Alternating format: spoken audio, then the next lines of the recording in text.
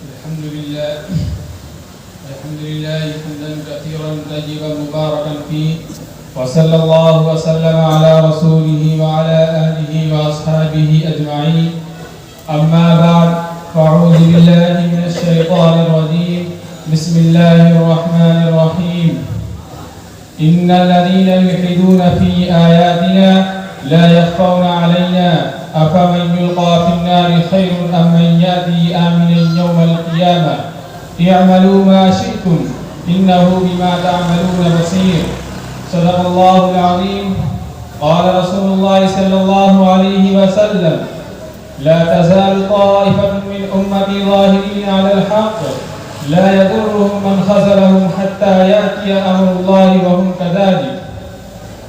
صدر محترم، معزز مہمان اعظام، بزرگ دوستوں اور عزیز ساتھیوں، آج کے اس اجلاس میں میرا موضوع ہے دور حاضر کے فتنے اور ہماری ذمہ داریاں. حضرات گرامی، جس دور میں آج ہم اپنی زندگی کی سانس لے رہے ہیں، ہم دیکھتے ہیں کہ روز آنا کوئی نہ کوئی فتنہ سر اٹھا رہا ہے. جب تک ایک فتنے کو ختم نہیں کیا جاتا کہ دوسرا فتنہ سر اٹھا لیتا ہے.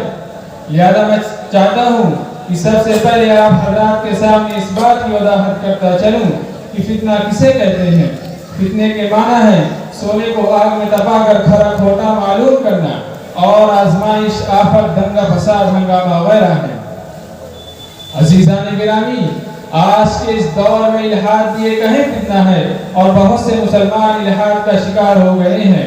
اہل نظر سے مخفی نہیں ہے کہ یہ ایسا دور ہے جس میں آدمی کے ایمان کا کوئی بھروسہ نہیں ہے. صبح کا مومن شام کو کافر، اور شام کا مومن صبح کو والعیاذ باللہ مرتد بن جاتا ہے. وہ کہ یہ دور بعینہ اس حدیث کا مصداق ہے جسے حضرت ابو ہریرہ رضی اللہ تعالی عنہ نے روایت کیا ہے کہ آپ علیہ السلام نے ارشاد فرمایا: بادروا بالاعمال فتنا كقطع الليل المظلم يصبح الرجل مؤمنا ويمسي كافرا او يمسي مؤمنا ويصبح كافرا يبيع دينه بعرض من الدنيا. اس میں آدمی صبح کو مومن ہوگا اور شام کو کافر، دین کو دنیا کے معمولی مفاد کے عوض بیچ دے گا. امت مسلمہ کو موجودہ وقت میں جن فتنوں کا سامنا ہے، ان مہلک و خطرناک فتنوں میں سے ایک نئی لادینیت، نیا الحاد، نیو ایتھسم کا فتنہ ہے. سامعین باوقار، گزشتہ چند برسوں سے مشرق و مغرب میں نئی لادینیت کی لہر اٹھی ہوئی ہے جس کے بارے میں ہم بکثرت سن رہے ہیں، جو نہایت تیزی سے معاشرے کے مختلف طبقوں میں بالخصوص نوجوان لڑکوں اور لڑکیوں میں پھیل رہی ہے. بلکہ یہ فتنہ ایک فکری رجحان اور جدید فیشن کی صورت اختیار کر گیا ہے جسے عصری جامعات اور اداروں کے اکثر طلبہ اور طالبات اپنانے لگے ہیں. تو آئیے ہم آپ کو بتاتے ہیں کہ الحاد کسے کہتے ہیں. الحاد لغت میں مقصد سے انحراف یعنی راستے سے ہٹ جانے کے معنی میں آتا ہے اور اصطلاح میں مختلف معنوں میں استعمال ہوتا ہے. کبھی خدا کے وجود کے انکار کے لیے، کبھی شرک کے مفہوم میں، کبھی دین سے انحراف کے لیے، اور کبھی دین میں تحریف کرنے کے لیے. آج کے اس دور میں جب ہم الحاد کی بات کرتے ہیں تو اس سے عموماً وہ نظریہ ہوتا ہے جس میں خدا کے وجود کا مکمل انکار کیا جاتا ہے.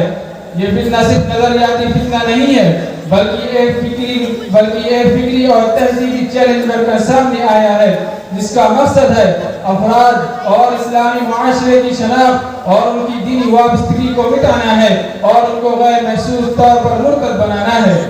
اس فتنے سے نمٹنے کے لیے امت مسلمہ کو کئی چیلنجز درپیش ہیں، جن میں دو چیلنج بطور خاص قابل توجہ ہیں: پوشیدگی اور بدلا ہوا بھیس. یہ الحاد اپنی اصلی شکل میں ظاہر نہیں ہوتا بلکہ آزادی فکر، عقل پسندی، روشن خیالی کے نقاب میں نوجوانوں کو اپنی طرف راغب کرتا ہے، ان میں پھیلتا ہے، پھولتا ہے. چنانچہ جامعات، اسکولز اور سوشل میڈیا کے آزادانہ ماحول کے ذریعے اس کی جڑیں اپنے بدلی ہوئی روپ میں مضبوط ہو رہی ہیں. نوجوان لڑکے اور لڑکیاں، اسکولوں اور یونیورسٹیوں کے طلبہ اور طالبات کی بڑی تعداد اس سے کافی حد تک متاثر ہو رہی ہیں اور یہ الحاد ان کے درمیان سرایت کرتا جا رہا ہے اور ان کی صفوں میں داخل ہو کر آسانی سے بغیر کسی رکاوٹ کے انہیں اپنا شکار بنا رہا ہے. جیسے کوئی نرم نوالا خود بخود حلق میں اتر جائے. وائے ناکامی متاع کارواں جاتا رہا، وائے ناکامی متاع کارواں جاتا رہا، کارواں کے دل سے احساس زیاں جاتا رہا. چنانچہ آج کتنے ہی مسلمان ایسے ہیں جنہوں نے اپنا دین کھو دیا اور انہیں معلوم بھی نہ ہوا. کتنی لڑکیاں ایسی ہیں جنہوں نے اپنا دین گنوا لیا اور انہیں احساس تک نہ ہوا.